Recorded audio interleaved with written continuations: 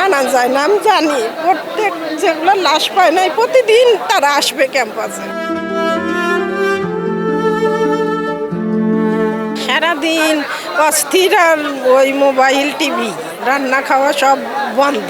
আপনাদের কিভাবে চোখের পানি আসে না? এতগুলো কোমলমতি ছেলে মেয়ে হলো। আমি তো চিন্তা করতেছি ওই মারা কিভাবে বেঁচে আছে বা তারা কিভাবে শ্বাস নিচ্ছে, যেখানে আমার কিছু না, তারপরেও আমার এত খারাপ লাগতেছে। আমার মেয়ের ফর্ম টিচারের ছেলে মারা গেছে। ঘটনাটা শোনার পর আপনার মনের অবস্থা কেমন হয়েছিল? কতটা কষ্ট পেয়েছিল? মনের অবস্থা মানে রান্না খাওয়া বন্ধ ছিল, মেয়ে রাখা যাচ্ছিল না। কালকে ওদের পরীক্ষা ছিল না, ক্লাস 10-এ পড়ে। আজকেও মানাইতে পারে নাই, ওই নিয়ে আসলাম স্বচক্ষে দেখার জন্য। পরিবারগুলোর কি অবস্থা? পরিবারগুলোর কি অবস্থা বুঝতেই তো পাচ্ছেন, আমরাই সহ্য করতে পারি না তাদের। সারাদিন অস্থির, আর ওই মোবাইল টিভি রান্না খাওয়া সব বন্ধ। ঘুমও পারে নাই মেয়ে, নিজেরাও ওই আল্লাহর কাছে প্রার্থনা করা ছাড়া আর কোনো উপায় ছিল না। আর ছেলে ব্র্যাক ইউনিভার্সিটির পরে ও ভার্সিটির 2টাই ক্লাস ছিল। ও যে আমি আগে আমার দিয়া বাড়ি ভাগ্নির বাসা বিয়াটির পাশে, উনি ফোন দিয়ে জানাইলো, আন্টি তুমি কোথায়? আমি বাসায়। বলে যে মেয়ে কোথায়? আমি বলে মেয়ের পরীক্ষা নাই, বাসায় আজকে। তখন বললো যে এই অবস্থা। আমি এবার ছেলে ডাক দিলাম, ভার্সিটি যাবে না, এই অবস্থা।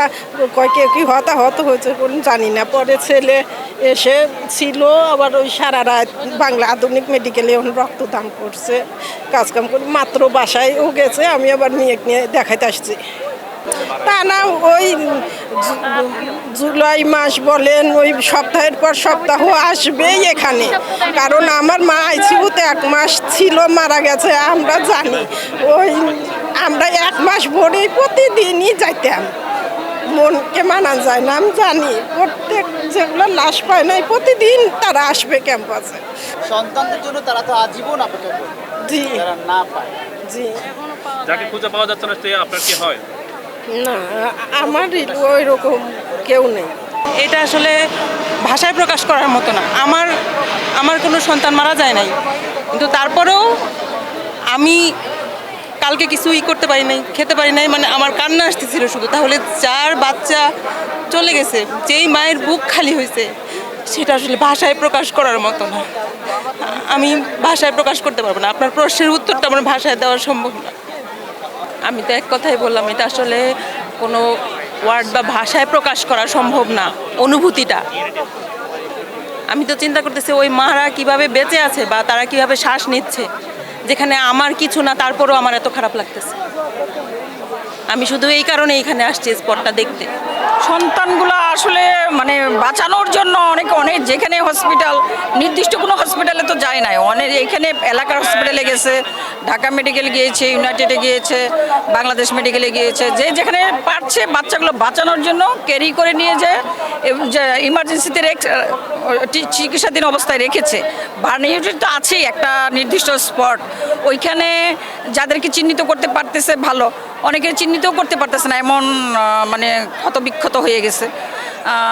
কারো হাত পা নাই, অর্ধেকটা অংশ আছে। এগুলো আসলে বলতেও আমাদের কষ্ট লাগতেছে যে এরকম একটা অবস্থা, শিশু বাচ্চা, নিষ্পাপ বাচ্চা, কি অপরাধ ছিল তাদের জানি না, কিন্তু কেন যে ঘটনাটা ঘটে গেল, এই ঘটনার দায় অবশ্যই বিমান বাহিনীকে নিতে হবে। ত্রুটিপূর্ণ বিমান দিয়ে কেন ট্রেনিং করানো হয়, কেন এই জনবহুল এলাকায় এই ট্রেনিংগুলো করানো হয়, যেহেতু ট্রেনিং কেন জনবহুল এলাকায় করা হবে? আজকে এতগুলা মানে ফুলের মতো নিষ্পাপ বাচ্চাগুলো ধ্বংস হয়ে গেল চোখের সামনে। যারা বেঁচে থাকবে তারাও খুব মানে কি বলবো, হ্যাঁ, লড়াই করে বাঁচবে এবং কেউ পঙ্গুত্ব ভরণ করে বাঁচবে এই বয়সে। এগুলো আসলে বলা যায়, এগুলো সহ্য করা যায় না। কিন্তু সবচেয়ে বড় কথা হলো ঘটনা ঘটার আগের ঘটনা বলতে চাই। ঘটনার তো ঘটায় ফেলছে, তারপর সবাই আমরা দেখতেছি, কিন্তু ঘটনার আগে যে পদক্ষেপ বিমান বাহিনী নেওয়া উচিত, এগুলো কেন করা হয় না? কেন সংস্কার করে না? বারবার বিমান দুর্ঘটনা হচ্ছে। বিমান দুর্ঘটনা কেন এত হচ্ছে? হ্যাঁ ত্রুটিপূর্ণ বিমানগুলো কেন রেখে এরা ত্রুটিপূর্ণ বিমান দিয়ে ট্রেনিং করায়, আর বিমানের বাজেট কোথায় যায়, কেন বিমানের বাজেট কোথায় যাচ্ছে, কেন নতুন সব বিমান সংস্কার করা হয় না, কেন নতুন বিমান আনা হয় না, এগুলো হলো বিষয়। হ্যাঁ, এগুলো আমাদের খুব কষ্ট দিচ্ছে, এগুলোর পদক্ষেপ চাই আমরা ইনশাল্লাহ সরকারের কাছে। এটা মানে এমন মর্মান্তিক ঘটনা যেটা আসলে ভাষায় আমরা বর্ণনা করতে পারবো না।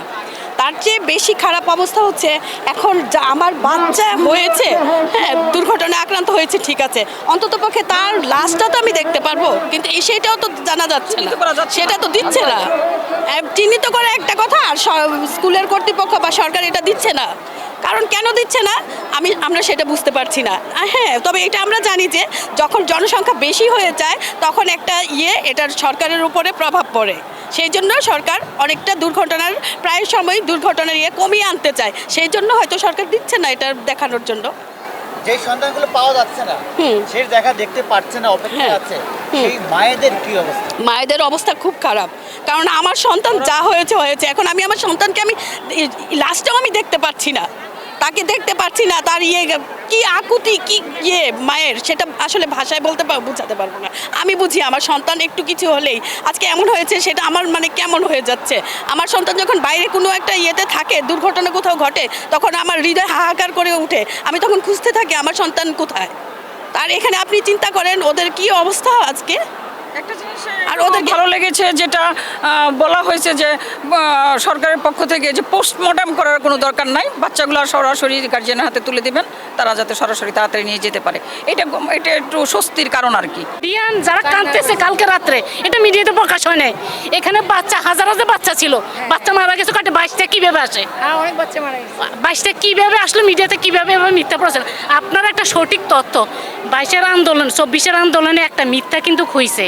এবার অন্তত বাচ্চাদের জীবনটা নিয়ে যাতে না হয়, সত্যিকার মা যে সন্তান হারা হয়েছে তাকে যাতে মিডিয়াতে প্রকাশ করা হয়। আমার বাচ্চা হারায় না, কিন্তু আমাকে দেখাচ্ছে মিডিয়া, এর কিন্তু হচ্ছে। এই যে 24-এর আন্দোলনে এই যে ছাত্ররা যা করছে, তার মধ্যে যিনি কোনো ভূমিকা রাখে নাই, এই যে ডাক্তার তাসিন যারা, তারা কিন্তু মিডিয়া কিন্তু আপনারা হোলা করছেন, আপনি কি করছেন, কিন্তু তারা শহীদ হয়েছে, আহত হয়েছে, তাদের পরিবারকে দেখাইছেন? দেখান নাই। আজকের এই মাইলস্টোনের ঘটনা অন্তত আপনাদের কাছে আমার বিনীত রিকোয়েস্ট থাকবে, বাচ্চার যিনি গার্ডিয়ান, যারা বাচ্চা হারাইছেন, সে মা বাবাকে অন্তত দেখায়েন। ইভেন ওদেরকে একটু বুঝায়, ওরা যাতে সঠিক বিচারটা পায়। বাংলাদেশ বিমান বাহিনীর জবাবদিহি করতে বাধ্য। কিভাবে একটা যুদ্ধ বিমান এই ইয়ের পরে একটা শহরের মধ্যে হয়, এটা তো যাবো একটা সাগরের উপরে যাবে, কিভাবে হলো এটা কিভাবে সম্ভব? আপনাদের কিভাবে চোখের পানি আসে না? এতগুলো কোমলমতি ছেলে মেয়ে হলো, কালকে মাদেরকে দেখে হাসপাতালে বাচ্চা খুঁজতেছে, যিনি নিছেন হাসপাতালে তারা তো ঠিকানাটা আইডি কার্ডটা নিয়ে ওনাদেরকে দেখাবেন যে আমরা এই হাসপাতালে এই বাচ্চারা আছে। ছাত্রদেরও ইন্টারভিউ নেন অনেক ম্যাডামরা, এখানে কি জানি অসুস্থ বাচ্চাদের ট্রিটমেন্টটা এবং যারা আছে তাদের ট্রিটমেন্ট যাতে আন্তর্জাতিক পর্যায়ে বিদেশিভাবে সাহায্য এবং সহযোগিতা করে সবাই মিলে যাতে ওদেরকে ফ্রি ট্রিটমেন্ট দেয়। ভাই আপনাদের কাছে আমার রিকোয়েস্ট, এই মিডিয়া পারে সঠিক বিচারটা একজন লোককে, একজন অন্যায়কারীকে অন্যায় শাস্তি দিতে, অন্তত বিমান বাহিনীর প্রধানকে সবাইকে জবাবদিহি করতে হবে, এই আওতায় আনতে হবে আপনাদেরকে। এই একটা যদি ধরেন, এইভাবে আর কখনো কোনো দেশের মধ্যে এবার বিমান বিধ্বস্ত হবে না। ওনারা বিমান ছাড়বেন তখন কি চেক করে নাই এই বিমানটার কি কোনো প্রবলেম আছে কি না? কেন এটা হলো? কিভাবে এতগুলো কোমলমতি প্রাণ আজকে জ্বরে গেল? এভাবে এটা ষড়যন্ত্র করা হয়েছে কিনা আমি জানি না। আমার কোশ্চেনটা হলো, যিনি ড্রাইভার গাড়ি বের করার আগে সে চেক করে রাস্তায় তুলবে, এটা হচ্ছে না। রাস্তায় অ্যাক্সিডেন্ট হচ্ছে শুধু ড্রাইভারের, গাফলতি কন্ট্রাক্টরের। আর এখানে বিমান বাহিনীর যিনি প্রধান ছিলেন তাকে এই মিডিয়া জবাবদিহিতা করতে বাধ্য করবে যে আপনি জবাবদিহি করেন কিভাবে এই বিমান এখানে বাংলাদেশের শহরের ভিতর উড্ডয়ন করলো। এটা তো আপনার আলাদা একটা জায়গা আছে, স্পট আছে, ওখানে হবে। আপনারা প্লিজ একটু সঠিক তথ্যটা দিয়ে। ধন্যবাদ ভাই।